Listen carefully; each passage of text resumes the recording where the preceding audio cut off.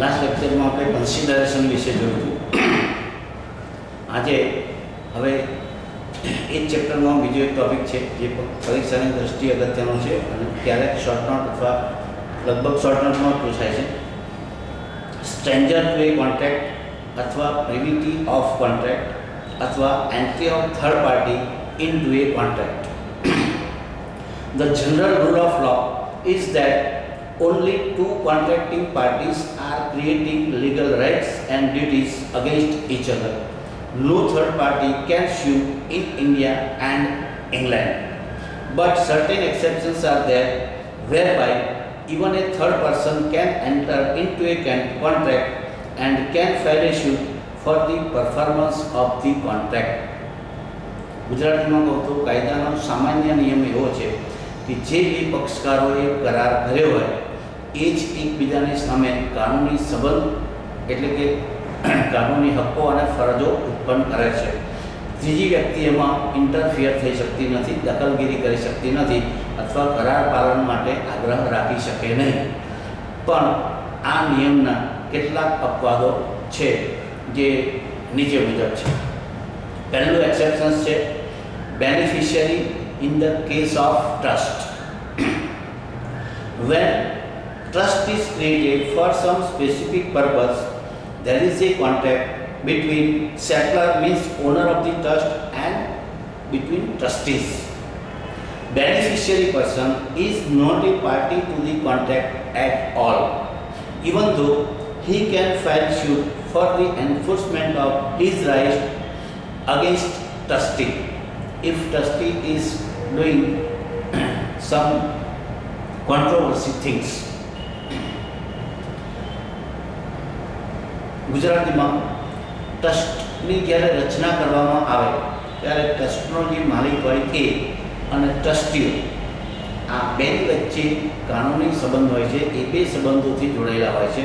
હવે જે ચોક્કસ હેતુ માટે ટ્રસ્ટની રચના કરવામાં આવેલી હોય એનો લાભ લેનારા જે વ્યક્તિઓ હોય એને કહેવાય હિતોપભોગી.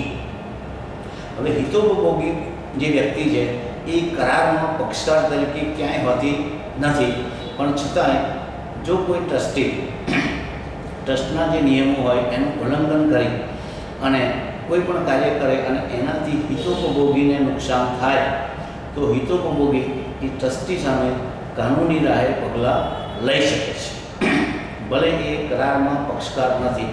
આ એનો પહેલો અપવાદ થયો. સેકન્ડ થિંગ છે family settlements. Family arrangements or compromises made among male members for the benefit of female members of the family can be enforced by them although they are not a party to the agreements. જ્યારે કુટુંબની કંઈક વિભાજન થાય, વહેંચણી થાય અને એના સ્ત્રી સભ્યોને એનાથી કંઈક એમાં લાભ ફાળવેલા હોય તો સ્ત્રી સભ્યોનું ભલે એમાં કરારમાં પક્ષકાર તરીકે એ જોડાયેલા ન હોય અથવા બાળકો હોય, વિધવા હોય, તો આવી વ્યક્તિઓ પોતાના હક માટે થઈ અને એ કાનૂની રાહે એ પગલાં લઈ શકે છે. એટલે ભલે એ કરારમાં પક્ષકાર ન હોય. આ બીજો અપવાદ. Similarly, any other family members has a right to file a suit if he is deprived from his right after the agreement. For example, widow, child, daughter, old parents, etc. આ બધી કુટુંબની વ્યક્તિઓ થઈ એમના નામનો ઉલ્લેખ હોવો જોઈએ અને કદાચ કરારમાં ભલે પક્ષકાર ન હોય છતાંય એમના હકથી જો એમને વંચિત રાખવામાં આવે તો એમને માટે હક દાવો કરવાનો કાયદો એમને અધિકાર આવે છે. નેક્સ્ટ છે marriage settlement of minor person. In India marriages are settled by the parents and guardians. This provision is made for the benefit of minor person. But nowadays minor's marriage is completely prohibited. But if any other provision is made in respect of minor person, he can file suit for his benefit. સગીરના લાભાર્થી જે કોઈ બી ફાળવણી કરેલી હોય, પહેલાં તો સગીર લગ્નો, બાળ લગ્નો પણ થતા હતા. અત્યારે હવે બાળ લગ્નો પર સરકારે કમ્પ્લીટલી સંપૂર્ણ પ્રતિબંધ મૂકેલો છે અને છતાંય તમે ક્યારેક સમાચાર વાંચતા હશો કે ભાઈ અમુક જગ્યાએ બાળ લગ્ન થતા હતા અને એમના સંચાલકો વિરુદ્ધ પોલીસે કાર્યવાહી કરી અને એને અટકાવ્યા. એટલે એ સિવાય સગીરના સંબંધમાં બીજી જે કોઈ બી ફાળવણી કરી હોય એના અભ્યાસ અર્થે, એના લગ્ન અર્થે અથવા એના નામ ઉપર કોઈ મિલકત ફાળવેલી હોય, જમીન ફાળવેલી હોય, કોઈ આવકનું સાધન ઊભું કરેલું હોય, તો આ બધા હકથી એ વંચિત રહી શકતો નથી. અને જો એને રાખવામાં આવે તો કરારમાં એ ભલે પક્ષકાર ન હોય છતાં એ કાયદેસર હક દાવો કરી શકે છે. નેક્સ્ટ છે એસાઇની ઓફ એ કોન્ટ્રાક્ટ. કરાર ક્યારે કરે એક પક્ષકાર, પણ એ પોતાના હક્કો અને ફરજો બીજી વ્યક્તિને એસાઇન કરી દે, ટ્રાન્સફર કરી દે, ત્યારે જે ત્રીજી વ્યક્તિ છે એ કરારમાં ભલે પક્ષકાર ન હોય છતાંય એ કરાર પરત્વે હક દાવો કરી શકે છે. સિમ્પલ એક્ઝામ્પલ આપી દઉં કે હું માની લો કે એક કોન્ટ્રાક્ટ રાખું છું, સાઇન કરું છું બ્રિજ બનાવવાનું અથવા રોડ બનાવવાનું, એટલે એ કામ 5 વર્ષમાં મારે પૂર્ણ કરવાનું છે. 2 વર્ષ થાય અને મારે માની લો કે અબ્રોડ જવું છે, તો મેં જે કોન્ટ્રાક્ટ સાઇન કરેલા છે, મેં જે જવાબદારીઓ સ્વીકારેલી છે, મારે જે ફરજો બજાવવાની છે, એ મારી ફરજ અને હક્કો હું તમામ માની લો કે બીજી કોઈ વ્યક્તિને ટ્રાન્સફર કરી અને હું એબ્રોડ જતો રહું, તો જે ત્રીજી વ્યક્તિ છે એ કરારમાં હક દાવો કરી શકે, ભલે જ્યારે કરાર થયો હોય ત્યારે એ પક્ષકાર ન હોય. ક્લિયર? નેક્સ્ટ છે charge. A person in whose favor a charge or other interest is created may enforce it though he is not a party to the contract. Charge એટલે સામાન્ય રીતે આપણે ગુજરાતીમાં કહીએ તો હવાલો. ટેમ્પરરી તમે હવાલો કોઈ મિલકતનો, કોઈ દુકાનનો, કોઈ ફેક્ટરીનો કોઈ બીજી વ્યક્તિને આપીને તમે ગયા હોય તો એ વ્યક્તિ પણ એ મિલકતના સંરક્ષણ માટે કાનૂની પગલાં લઈ શકે. નેક્સ્ટ છે estoppel oblique acknowledgement.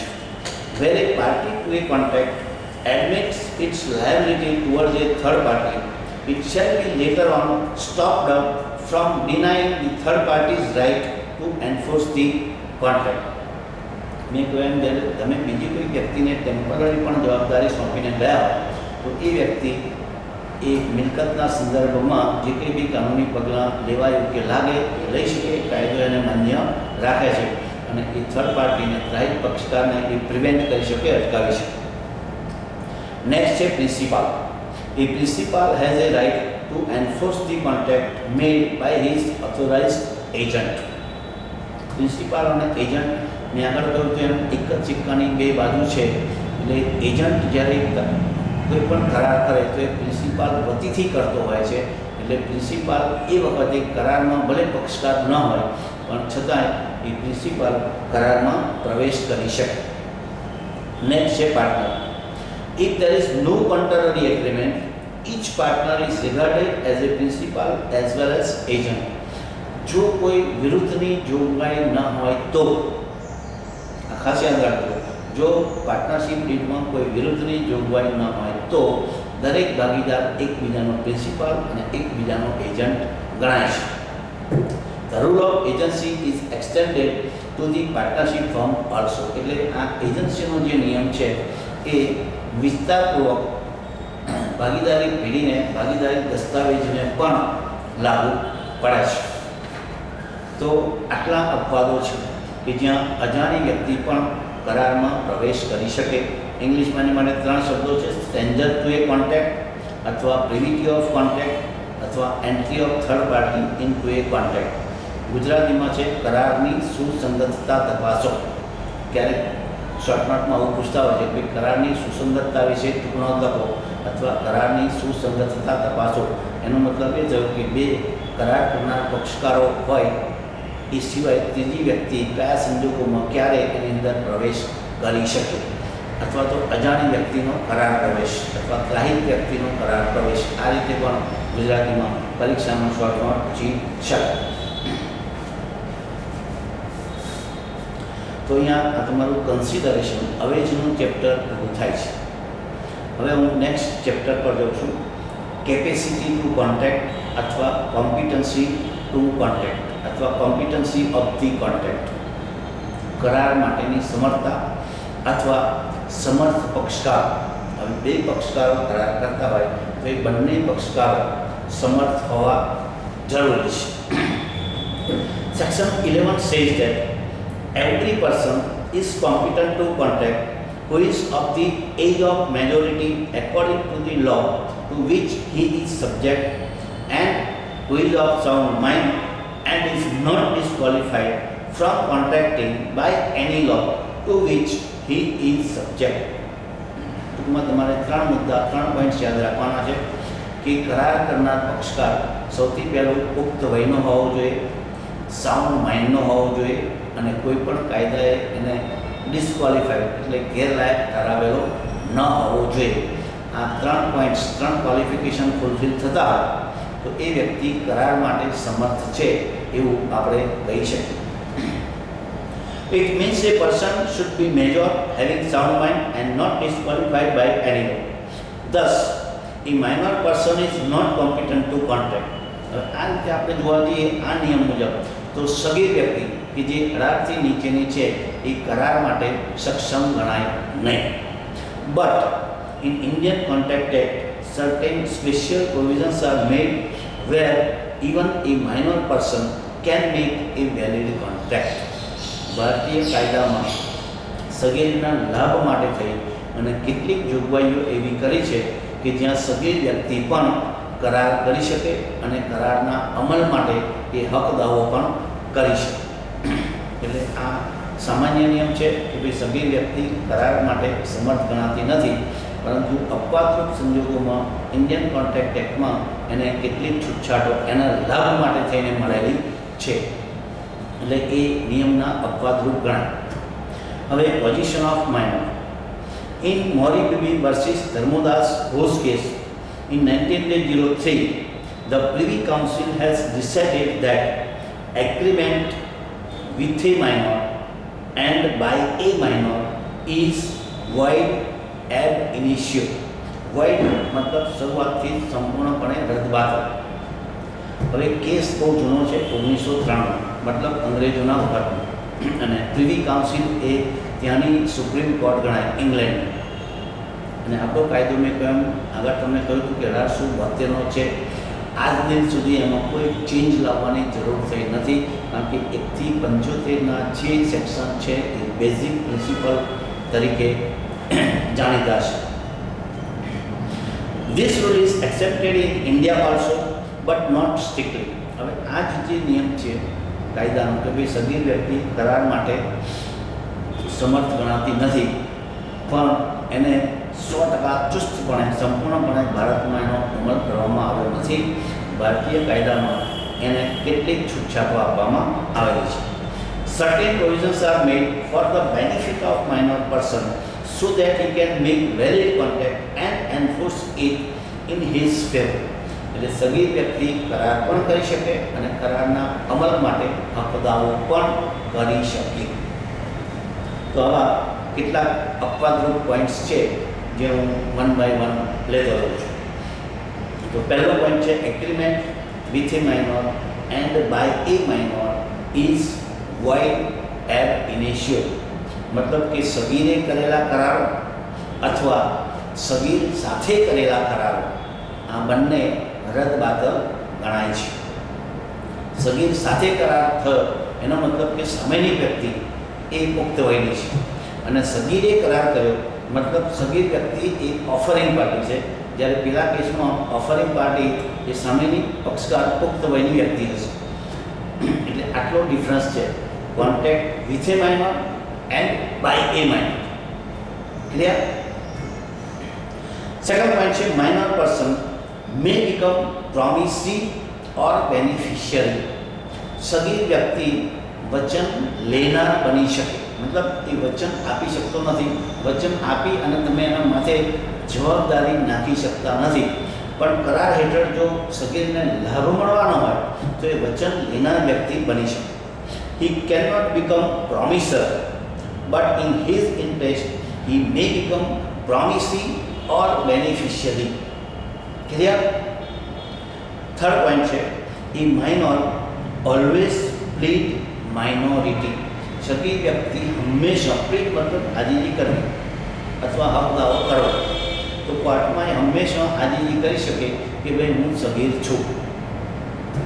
Minor is not stopped from setting up the defense of his infancy.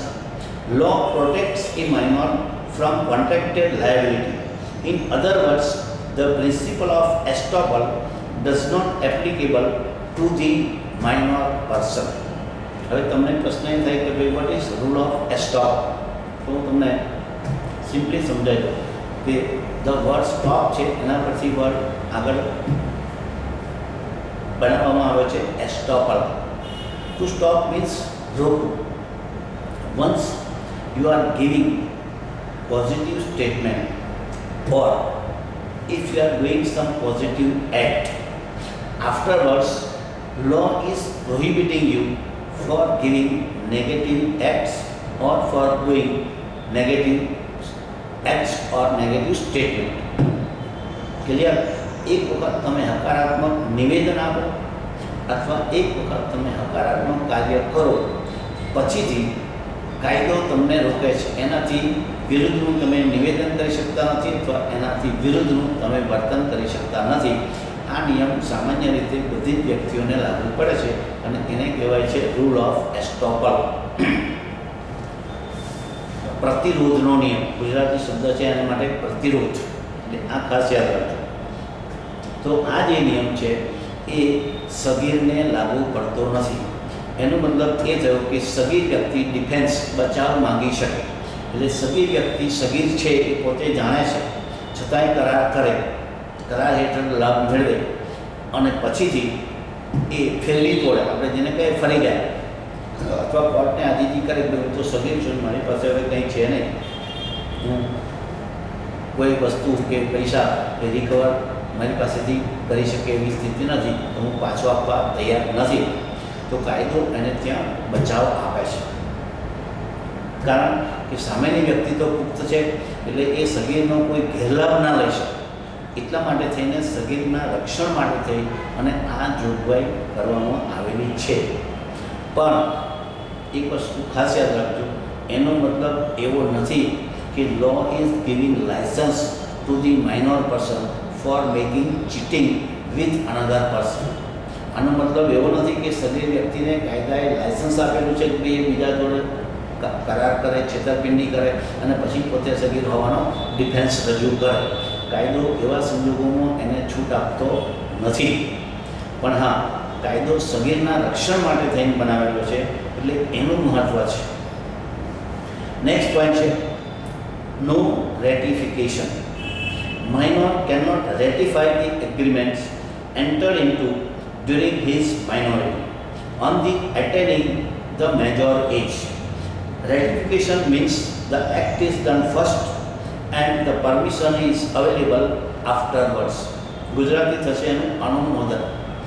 Minor person can be considered as minor during the minority period, and during the minority period if he have done any contact afterwards becoming major he cannot ratify the same act. મતલબ સગીર અવસ્થા દરમિયાન એ કરાર કરે અને પછી પુખ્ત વયના થયા પછીથી એ કરારને માન્ય રાખે તો કાયદો એને પણ માન્ય ગણતો નથી. મતલબ કે સગીર વ્યક્તિ જે સગીર અવસ્થા દરમિયાન કરેલા કરારો હોય એને અનુમોદન આપી શકતો નથી. એ શરૂઆતથી જ રદબાતલ ગણાશે, પછીથી તમે એને કાયદેસરના બનાવી શકતા નથી. આનો પણ મેઇન ઓબ્જેક્ટ લોનો કયો છે તો કે ભાઈ સગીરના પ્રોટેક્શન. સગીર વ્યક્તિનો કોઈ પણ બીજી વ્યક્તિ ગેરલાભ ન લઈ શકે. મુખ્ય એ હેતુ છે કે જેનાથી સગીરનું રક્ષણ થાય. જો કાયદામાં આવી જોગવાઈ રાખવામાં ન આવે તો પરિસ્થિતિ શું થાય કે લોકો સગીરો સાથે કોન્ટેક્ટ કરે, થોડીક લાભ આપે, લાલચ આપે અને ઘણી બધી એના અનુચિત લાભો લઈ શકે. એટલે સગીરના રક્ષણ માટે થઈ અને આ જોગવાઈ મૂકવામાં આવેલી છે. નહીંતર પરિસ્થિતિ એ થાય કે સગીર વ્યક્તિને કોઈ પણ વ્યક્તિ હેલ્પ કરવા પણ તૈયાર થાય નહીં. નેક્સ્ટ પોઈન્ટ છે લાયબિલિટી ફોર નેસેસરીઝ. મતલબ નેસેસરીઝ મતલબ મૂળભૂત જરૂરિયાત. તો મૂળભૂત જરૂરિયાતો માટે સગીરને વ્યક્તિગત રીતે જવાબદાર બનેલો નથી, પરંતુ જો સગીરના નામ ઉપર કંઈક મિલકત હોય તો એ મિલકત જવાબદાર ગણાશે. A minor person personally does not become liable even for basic needs provided to him by the other party. मतलब कि બીજી વ્યક્તિએ સગીરને ભલે જીવન જરૂરિયાતની ચીજ વસ્તુઓ પૂરી પાડેલી હોય છતાં વ્યક્તિગત રીતે સગીર વ્યક્તિ જવાબદાર ગણાતો નથી. મતલબ એની જાત પાસેથી તમે વસૂલ લઈ શકતા નથી. Only his estate oblique property becomes liable for that. हाँ, એની પાસે જો મિલકત હોય તો તમે એ મિલકતમાંથી વસૂલ લઈ શકો અને એ પણ કોર્ટના હુકમથી directly. Necessaries include only basic needs like food, shelter, clothing, medical and educational facility, funeral expenses, etc. But no luxury thing or luxury item is coming in basic needs. મૂળભૂત જરૂરિયાતમાં જે આપણે લક્ઝુરિયસ આઇટમો કહીએ, માન વૈભવવાળી એવી કોઈ ચીજ વસ્તુનો કાયદો સમાવેશ કરતો નથી. પણ માણસને સુખેથી શાંતિથી સારી રીતે જીવવા માટે આર્ટિકલ 21 મુજબ એ મનુષ્ય તરીકે ગૌરવપૂર્વક જીવી શકે એના માટે જે મૂળભૂત જરૂરિયાતો છે એ જો કોઈ બીજી વ્યક્તિએ પ્રોવાઈડ કરેલી હોય અને સગીર પાસે મિલકત હોય તો એ એની પાસેથી વસૂલ લઈ શકે. નેક્સ્ટ પોઈન્ટ છે restitution. Law protects a minor so that people may not exploit his tender age, but it is not a privilege and he cannot go about cheating the people. If a minor obtains goods on credit, payment cannot be enforced, but goods can be recovered. But if he has spent the amount, nothing can be recovered from him.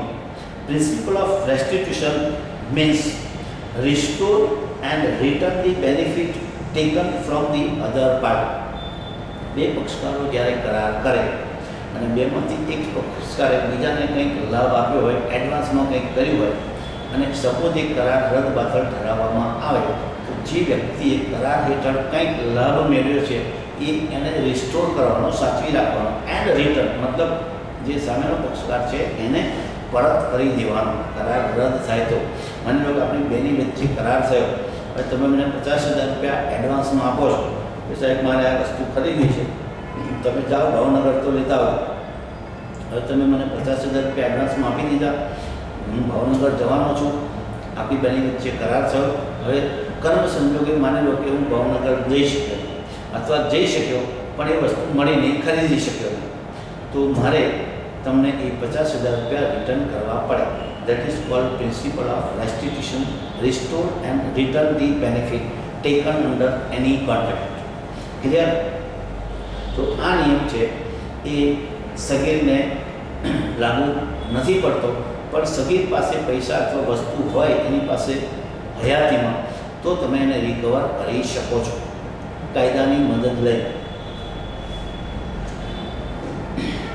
Next point છે contacts with minor's Guardian.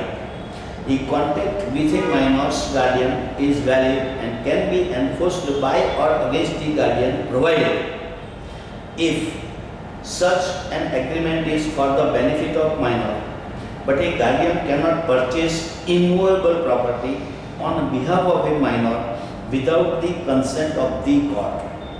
Second thing is the guardian is entitled to enter into that agreement, but a guardian is not permitted to enter into contract regarding service oblique employment for the minor, and guardian cannot create any personal liability on the name of person, minor person. બે point છે એની અંદર કે સગીર વતીથી એના પિતા અથવા વાલી કોઈ સ્થાવર મિલકતની ખરીદી કરી શકતા નથી સિવાય કે કોર્ટની પરમિશન. ટૂંકમાં વાલી તરીકે એમને રહેવું જ પડે. અને બીજી વસ્તુ છે કે સગીર વતીથી એ સગીરના કોઈ નોકરીના કરાર કે કોઈ કામના કરાર કરી શકતા નથી, અને કદાચ કર્યા હોય તો પણ એ સગીરને બંધનકારક રહેતા નથી. તમે ફિલ્મો જુઓ છો, મૂવીઝ, બરાબર, તેમાં બાળ કલાકારોની ભૂમિકા હોય છે. તો તે બાળ કલાકારો માની લો કે અડધા શૂટિંગ કોઈ એકાદ બાળક એમ કે હવે મારે કામ કરવું નથી, શૂટિંગ કરવું નથી, મારે પિક્ચરમાં કોઈ રોલ કરવો નથી, એ રીસાઈ જાય તો લીગલી તમે એને એન્ફોર્સ કરી શકતા નથી. ભલે એની સાથે તમે કોન્ટ્રાક્ટ કર્યો હોય અથવા એના પેરેન્ટ્સ કે ગાર્ડિયન સાથે કોન્ટ્રાક્ટ કરેલો હોય, પણ લીગલી તમે એન્ફોર્સ કરી શકતા નથી. એને સમજાવી પટાવી ફોસલાવીને જ તમે કામ લઈ શકો, પણ કાનૂની રીતે તમે એને એન્ફોર્સ કરી શકતા નથી. નેક્સ્ટ પોઈન્ટ છે minor as an agent. A minor cannot become principal. જો માઇનર વ્યક્તિ પુખ્ત વયનો નથી એટલે એ પ્રિન્સિપાલ બની શકે નહીં. પ્રિન્સિપાલ માટે બીજા બે શબ્દો છે, મુખ્યકર્તા અને પ્રધાનકર્તા. આ ખાસ યાદ રાખજો. પરંતુ માઇનર એટલે કે સગીર વ્યક્તિ હોય એ એજન્ટ બનવા માટે ગેરલાયક નથી. આવું સ્પષ્ટીકરણ કાયદામાં કોઈ જગ્યાએ કરેલું નથી. મતલબ કે એજન્ટ સગીર હોય તો પણ ચાલી શકે, પણ એની જવાબદારી પ્રિન્સિપાલની રહેશે. But he can become an agent because for the lawful acts of the agent his principal becomes liable. હવે એજન્સીનો નિયમ એવું કહે છે કે ભાઈ એજન્ટના કાયદેસરના તમામ કાર્યો માટે એનો પ્રિન્સિપાલ જવાબદાર ગણાશે, એજન્ટ નહીં. એટલે જો એજન્ટ તરીકે સગીર વ્યક્તિ હોય તો એ કરાર પણ કરી શકે, જવાબદારી પણ ઊભી કરી શકે, કારણ કે એના કાર્યો માટે કાયદેસરના તમામ કાર્યો માટે એનો પ્રિન્સિપાલ જવાબદાર ગણાય છે. એટલે સગીર વ્યક્તિ ઈચ્છે તો એજન્ટ પણ બની શકે, પ્રિન્સિપાલે જોખમ લેવું પડે. નેક્સ્ટ પોઈન્ટ છે minor as a partner. A minor can not become active partner in any form, but his name can be entered into partnership firm for the benefit of minor person after the consent of all other partners. આ વસ્તુ ખાસ યાદ રાખવાની છે. સગીર વ્યક્તિ શરૂઆતથી સક્રિય ભાગીદાર બની શકતો નથી, પરંતુ ભાગીદારી પેઢીનું અસ્તિત્વ હોય, બધા ભાગીદારો સંમતિ આપે તો સગીરના લાભ માટે થઈ અને સગીરનું નામ તમે સાયલન્ટ પાર્ટનર તરીકે, નિષ્ક્રિય ભાગીદાર તરીકે ભાગીદારી પેઢીમાં દાખલ કરી શકો છો. અને આવે સમયે જે સગીર ભાગીદાર હોય એ માત્ર નફા માટે હકદાર ગણાય છે, ખોટ માટે જવાબદાર ગણાતો નથી. ટૂંકમાં ભાગીદારી પેઢીની જવાબદારી તમે સગીરના માથા ઉપર નાખી શકતા નથી. આ નફો થયો હોય તો સગીર વ્યક્તિ હક દાવાથી એ નફામાં ભાગ મેળવી શકે. નેક્સ્ટ પોઈન્ટ છે surety for a minor. A person who gives surety on behalf of a minor person, he becomes primarily liable for making payment. Minor cannot be sued. સગીર વ્યક્તિ પર તમે દાવો કે ફરિયાદ કરી શકતા નથી. એટલે સગીર વતીથી જો તમે જામીનગીરી આપેલી હોય, શ્યોરિટી મતલબ ગેરંટર બીજો શબ્દ છે, જામીનગીરી આપેલી હોય તો ત્યાં જામીનની પ્રાથમિક જવાબદારી થાય છે, કારણ કે સગીર પર તમે દાવો ફરિયાદ કરી શકતા નથી. નેક્સ્ટ પોઈન્ટ છે ઇન્સોલ્વન્સી, મતલબ નાદારી. A minor can not be declared as a insolvent because he cannot be held responsible, personally liable, even for necessaries supplied to him or his dependents.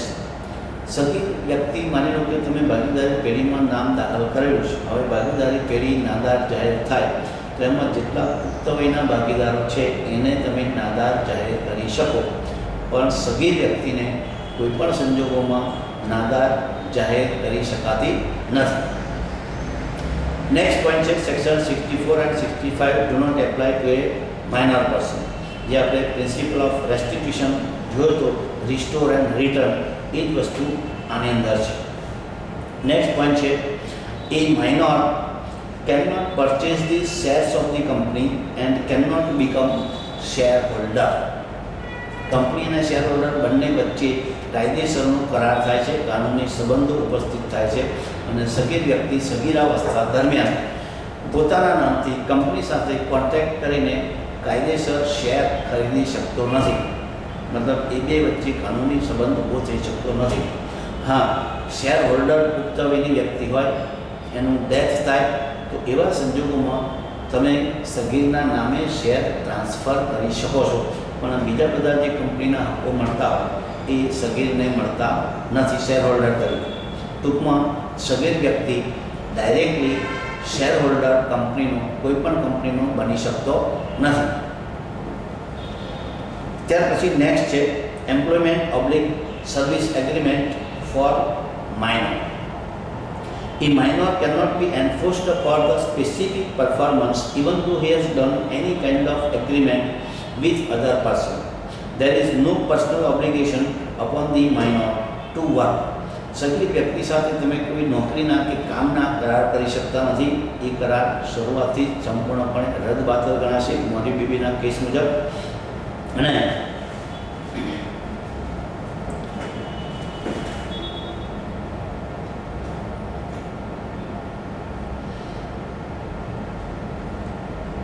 માની લો કે સગીર વ્યક્તિએ કરાર કર્યો અને પછી કરાર ભંગ કર્યો, તો એને કરાર પાલન માટે તમે જે ફરજ પાડી શકો કાયદા દ્વારા એ પાડી શકતા નથી. જો પુખ્ત વયની વ્યક્તિએ કરાર કર્યો હોય અને એ કરાર ભંગ કરે તો તમે એને કરાર પાલન માટે ફરજ પાડી શકો. ઇંગ્લિશમાં એને માટે વર્ડ છે સ્પેસિફિક પરફોર્મન્સ, મતલબ જે કરાર કર્યો હોય એના પાલનનો જ આગ્રહ રાખવો. કારણ કે ક્યારેક એવું બને કે નુકસાન મળતા તમે પૈસાનો ચૂકવણી કરો તો એ સામેનો પક્ષકાર સ્વીકારવા તૈયાર ના હોય અથવા એનાથી એને સંતોષ ન હોય, તો એ કરાર પાલનનો જ આગ્રહ રાખે તો કોર્ટમાં એ સ્પેસિફિક રિલીફ માગે કે ભાઈ મારે કરારનું જ પાલન કરાવવું છે. સામી વ્યક્તિ કરાર પાલન કરી અને એની ફરજ પૂરી કરે તેવો હુકમ તમે નામદાર કોર્ટ અમને કરી આપો અને કોર્ટને યોગ્ય લાગે તો એ આવો હુકમ કરી અને કરારના પાલન માટે પુખ્ત વયની વ્યક્તિને ફરજ પાડી શકે, પણ સગીર વ્યક્તિને આવી ફરજ કોર્ટ પાડી શકતી નથી. નેક્સ્ટ છે minor can execute a negotiable instrument. હવે નેગોશિયેબલ ઇન્સ્ટ્રુમેન્ટમાં 3 વસ્તુ આવશે: promissory note, bill of exchange and cheque. આ 3 વસ્તુ આવશે. પ્રોમિસરી નોટ એટલે કે વચન ચિઠ્ઠી, બિલ ઓફ એક્સચેન્જ આપણે જેને ગુજરાતીમાં કહીએ હુંડી, બીજો શબ્દ છે એના માટે વિનિમય પત્ર, અને ત્રીજો છે ચેક. આ 3ને અત્યારે કાયદાએ નેગોશિયેબલ ઇન્સ્ટ્રુમેન્ટ તરીકે કન્સિડર કરેલા છે. આ સિવાય વેપાર ધંધાની રીતે લોકલ કસ્ટમની રીતે બીજું કોઈ ઇન્સ્ટ્રુમેન્ટ કે ડોક્યુમેન્ટ હોય એને પણ જો તમે ઈચ્છો અને માન્ય રાખતા હોય લોકલ એરિયા લોકલ કસ્ટમની રીતે તો કાયદો એને પણ વેલિડ ગણાશે. પણ ઓલ ઇન્ડિયા ખાતે અત્યારે આ 3 વસ્તુને માન્ય રાખેલી છે. એટલે સગીરના નામ પરની વચન ચિઠ્ઠી હોય, વિનિમય પત્ર હોય કે ચેક હોય તો સગીરના લાભ માટે થઈ અને સગીર વ્યક્તિ એને માટે હક દાવો કરી શકે અને એના જે કંઈ બી નાણાં હોય એ વસૂલ લઈ શકે છે. ક્લિયર? તો સગીરના માટે થઈ અને આટલા મુદ્દા તમારે યાદ રાખવાના છે. અને એક્ઝામમાં સગીર વિશેનો એક ફૂલ ક્વેશ્ચન હંમેશા પૂછાઈને પૂછાય છે. એટલે આટલું તમારે ખાસ ધ્યાન રાખવાનું છે.